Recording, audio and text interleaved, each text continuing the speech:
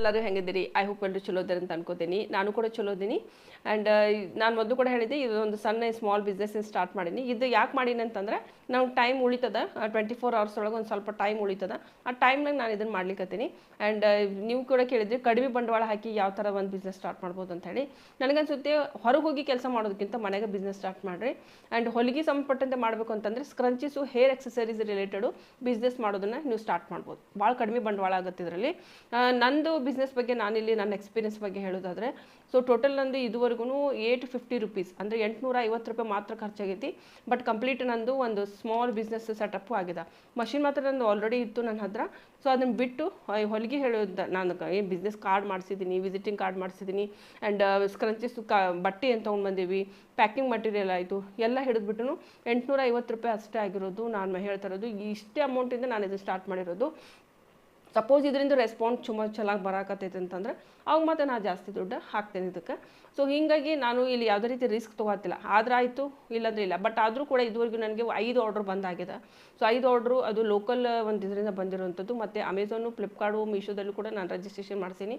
So ಅಲ್ಲಿಂದನೂ orders ಹೆಂಗೆ ಬರ್ತಾವೆ ನಾವು ನೋಡ್ಕೋತೀವಿ, ರಿಕ್ವೈರ್ಮೆಂಟ್ ಹೆಂಗೆ ಬರ್ತದೆ ಅಂತ ಹೇಳಿ.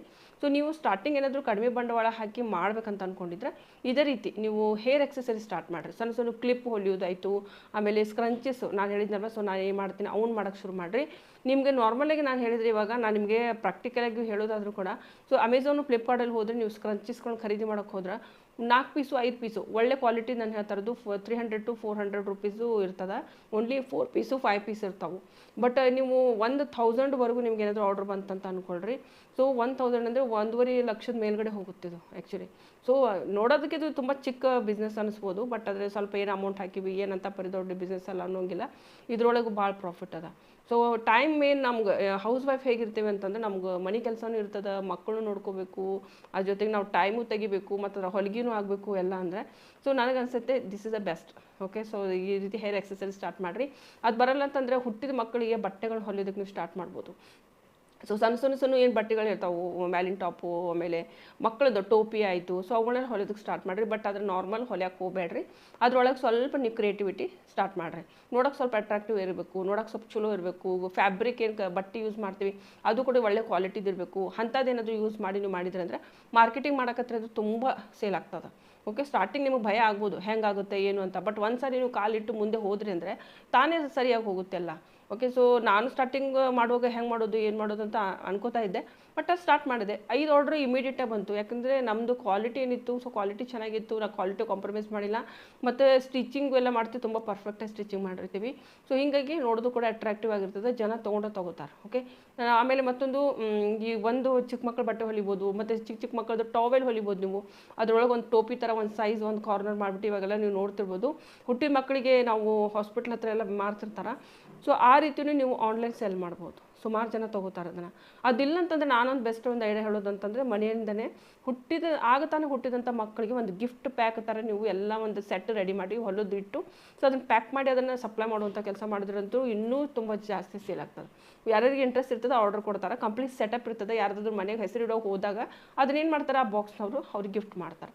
ಸೊ ಆ ರೀತಿ ಕೂಡ ನೀವು ಮಾಡ್ಬೋದು. ಸುಮಾರು ಥರದ ಒಂದು ಸ್ವಲ್ಪ ನೀವು ತಲೆ ಓಡಿಸಿದ್ರಂದರೆ, ಕ್ರಿಯೇಟಿವಿಟಿ ಸ್ವಲ್ಪ ಇನ್ಕ್ಲೂಡ್ ಮಾಡ್ಕೊಂಡ್ರೆ ಸೊ ಹೊಲಿಗೆ ಒಳಗೆ ತುಂಬಾ ನೀವು ದುಡಿಬೋದು. ಹೊಲಿಗೆ ಬರುತ್ತೆ, ಬಟ್ ಅದು ಹೆಂಗೆ ಹೊಲಿಯೋದು, ಹೆಂಗೆ ಅದರಿಂದ ದುಡ್ಡು ತೆಗೆಯೋದು ಅದೇ ಗೊತ್ತಿರೋದಿಲ್ಲ ಸುಮಾರು ಜನರಿಗೆ. ಸೊ ಚಿಕ್ಕ ಹುಟ್ಟಿದಂಥ ಮಕ್ಕಳದ್ದು ನೀವು ಸ್ಟಾರ್ಟ್ ಮಾಡ್ಬೋದು. ಅಥವಾ ಪೆಟ್ಸ್ ಅಂತ ಹೇಳಿದ್ರೆ ಮೊದಲು ಕೂಡ ನಾಯಿಗಳಿಗೆ ಇವಾಗೆಲ್ಲ ಬಟ್ಟೆಗಳನ್ನೆಲ್ಲ ತೊಗೋತಾರೆ. ನೀವು ಪೆಟ್ಸ್ ಅಂಗಡಿಗೆ ಹೋದ್ರಿ ಅಂತಂದರೆ ಅಲ್ಲಿ ಕೂಡ ನಾಯಿಗಳದ್ದು ಚಿಕ್ಕ ಬಟ್ಟೆಗಳು ಹೊಲಿದು ಅಲ್ಲಿ ಮಾರ್ತಿರ್ತಾರೆ ಜನ.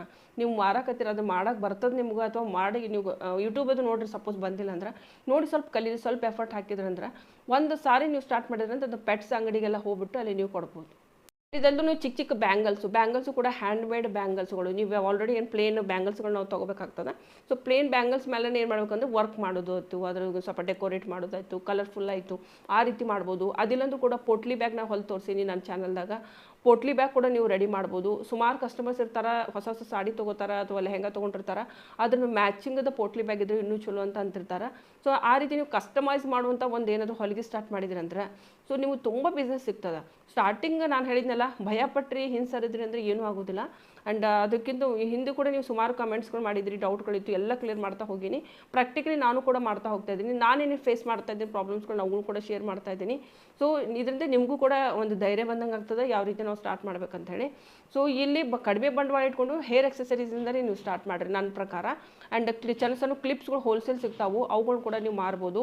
ಅದ್ರ ಜೊತೆಗೆ ಸ್ಕ್ರಂಚೀಸ್ ಜೊತೆಗೆ ಸಣ್ಣ ಸಣ್ಣ ಕ್ಲಿಪ್ಗಳು, ಇವಾಗಿನ್ನೂ ನಾವು ಅದನ್ನು ಇದನ್ನು ಸ್ಟಾರ್ಟ್ ಮಾಡಿಲ್ಲ, ಬಟ್ ಸ್ಕ್ರಂಚೀಸ್ ಜೊತೆಗೆ ನೀವು ಕ್ಲಿಪ್ಸ್ಗಳು ಕೂಡ ಜೊತೆಗಿಟ್ಟು ನೀವು ಮಾರಿದ್ರಿ ಅಂದರೆ ಸೊ ತುಂಬ ಸೇಲ್ ಆಗ್ತದೆ. ಓಕೆ, ಸೊ ಆನ್ಲೈನು ಸೇಲ್ ಆಗ್ತದೆ, ಆಫ್ಲೈನು ಆಗ್ತದೆ. ನೀವು ಹೋಗಿ ಸ್ವಲ್ಪ ಒಂದು ಸಾರಿ ಸ್ಯಾಂಪಲ್ಸ್ಕೊಂಡು ಕೊಟ್ಟು ಬಂದ್ರಿ ಶಾಪಿಗೆ ಅಂದರೆ ಸೊ ಖಂಡಿತವಾಗ್ಲೂ ಮನೆಯಿಂದ ಕುಂತ ಸ್ಟಾರ್ಟ್ ಮಾಡ್ಬೋದು. ಮನೆಯಾಗಿನ ಮಂದಿ ಎಲ್ಲ ಕೂಡಿ ಇದನ್ನು ನೀವು ಸ್ಕ್ರಂಚೀಸ್ಗಳು ಮಾಡ್ಬೋದು. ಅದಿಲ್ಲ ಅಂತಂದರೆ ನೀವು ಸಪ್ರೇಟ್ ಒಬ್ಬರೇ ಮಾಡ್ಬೇಕಪ್ಪ ಅಂತಂದರೆ ಸೊ ನೀವು ಇದನ್ನು ಮಕ್ಕಳದ್ದು ಅದೇ ತಾನು ಹುಟ್ಟಿದಂಥ ಮಕ್ಕಳದ್ದು ಬಟ್ಟೆಗಳನ್ನ ಹೊಲಿಬೋದು, ಟೋಪಿ ಹೊಲಿಬೋದು, ಆಮೇಲೆ ನಾನು ಹೇಳಿದ್ನಲ್ಲ ಪೋಟ್ಲಿ ಬ್ಯಾಗ್ ಹೊಲಿಬೋದು, ಹ್ಯಾಂಡ್ ಪರ್ಸ್ ಮಾಡ್ಬೋದು ನೀವು. ಸೊ ಇವಾಗ ಬರುವಂಥ ನನಗೆ ಇವಾಗ ಆ್ಯಕ್ಚುಲಿ ಸ್ವಲ್ಪ ಟೈಮ್ ಶಾರ್ಟೇಜ್ ಇರೋದ್ರಿಂದ ನಾನು ವೀಡಿಯೋಸ್ ಮಾಡ್ತಿಲ್ಲ, ಬಟ್ ಅದು ಈ ಚಾನಲ್ದಾಗ ಇನ್ಮೇಲೆ ರೆಗ್ಯುಲರ್ ನಾನು ಟ್ರೈ ಮಾಡ್ಲಿಕ್ಕತ್ತೀನಿ. ಯಾವ್ಯಾವ ಸಣ್ಣ ಸಣ್ಣ ಬಿಸ್ನೆಸ್ ಸ್ಟಾರ್ಟ್ ಮಾಡ್ಬೋದು, ನಾನು ಪ್ರಾಕ್ಟಿಕಲಿ ಒಂದೊಂದು ಐಟಮ್ನ ಮಾಡಿ ತೋರಿಸ್ತೀನಿ. ಆ ಬೇಕು ಅಂತಂದರೆ ಆ ಬಿಸ್ನೆಸ್ ನೀವು ಸ್ಟಾರ್ಟ್ ಮಾಡ್ಬೋದು. ಸೊ ಇನ್ನೊಂದು ನಿಮಗೆ ಮೊದಲು ಹೇಳಿದ್ದೀನಿ, ವಿಸಿಟಿಂಗ್ ಕಾರ್ಡು ಆಮೇಲೆ ಪ್ಯಾಕಿಂಗದ್ದು ಯಾವ ರೀತಿ ಮಟೀರಿಯಲ್ ನಾವು ಎಲ್ಲೆಲ್ಲಿ ಖರೀದಿ ಮಾಡಬೇಕು ಅನ್ನೋದು ಕೂಡ ಆಲ್ರೆಡಿ ಸುಮಾರು ವೀಡಿಯೋಸ್ ಮಾಡಿದ್ದೀನಿ. ನಾನು ಎಲ್ಲೆಲ್ಲಿ ಖರೀದಿ ಮಾಡಿ ನಾವು ತೋರಿಸಿನಿ ಕೂಡ. ಸೊ ಹೋಗ್ಬಿಟ್ಟು ಆ ವೀಡಿಯೋಸ್ ನೋಡಿರಿ, ನಿಮ್ಗೊಂದು ಐಡಿಯಾ ಬರ್ತದೆ. ಎಲ್ಲೆಲ್ಲಿ ರಿಜಿಸ್ಟ್ರೇಷನ್ ಮಾಡಿಸ್ಬೇಕು ಅನ್ನೋದು ಕೂಡ ಹೇಳಿದ್ದೀನಿ. ಸೊ ನನಗನ್ಸುತ್ತೆ ಸ್ಮಾಲ್ ಬಿಸ್ನೆಸ್ಸು ಮನೆಯಿಂದ ನೀವು ಸ್ಟಾರ್ಟ್ ಮಾಡಿರಿ ಎಲ್ಲರೂ. ಆ್ಯಂಡ್ ಯಾರ್ಯಾರು ಮಾಡಕತ್ತೀರಿ ಅಥವಾ ಏನು ಮಾಡ್ಬೇಕಂತ ಪ್ಲ್ಯಾನ್ ಮಾಡಿದ್ದೀರಿ ನನಗೂ ಕೂಡ ಕಮೆಂಟ್ ಮಾಡಿ ಹೇಳ್ರಿ. ನಮಗೂ ಸ್ವಲ್ಪ ಖುಷಿ ಆಗ್ತದೆ. ನಾನು ಮಾಡೋಂಥ ವೀಡಿಯೋಸ್ಗಳು ಮೇ ಬಿ ನಿಮ್ಗೆ ಇಷ್ಟ ಆಗ್ತದೆಯೋ ಇಲ್ವೋ ಅಂತೂ ಕೂಡ ಅದರಿಂದ ನನಗೆ ಗೊತ್ತಾಗ್ತದೆ. ಆ್ಯಂಡ್ ಒಂದು ಸಣ್ಣ ಮೋಟಿವೇಶನ್ ಕೂಡ ಸಿಗ್ತದೆ ನನಗೆ ಮತ್ತೆ ಇನ್ನೂ ಹೆಚ್ಚಿನ ಒಂದು ಇನ್ಫಾರ್ಮೇಷನ್ ಕೊಡೋದಕ್ಕೆ.